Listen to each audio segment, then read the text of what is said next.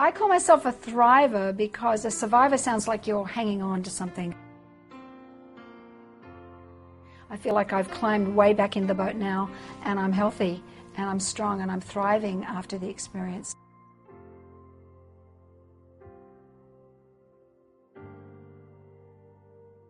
In 1992, I had breast cancer, and before that I had had lumps quite often, and I had them checked and they'd always been benign. So I went to my doctor and he sent me for a mammogram, and the mammogram was negative. It didn't show anything. And then we did a needle biopsy, which was also negative, and if it hadn't been for an instinct of mine that something was up, I didn't feel right, I knew something was wrong with my body.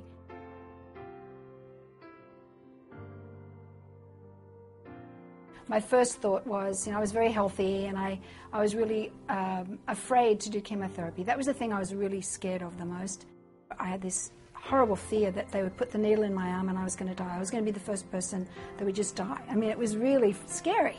So I had surgery. I had a modified radical mastectomy first, and then I did 6 months of chemotherapy, which ended up being 9 months because my blood counts were low and they had to spread it out.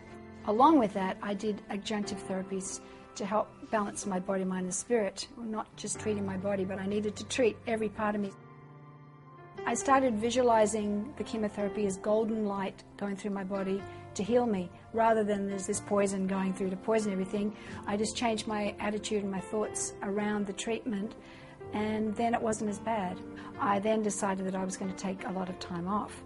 It's kind of interesting because it didn't last very long, because these songs kept coming into my head. I went to Australia to be on my farm and to relax and have some time off, and these songs just kept getting me out of bed at 4 in the morning, and I'd have to go put them down. So music again was my motivator and kind of got me out there again.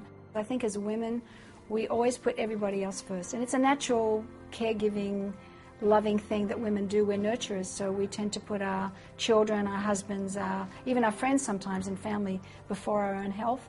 And I think there's a certain point you have to, before you get sick, I had to learn this through getting ill, but before you get ill, let's concentrate on wellness and staying strong so we can take care of our families.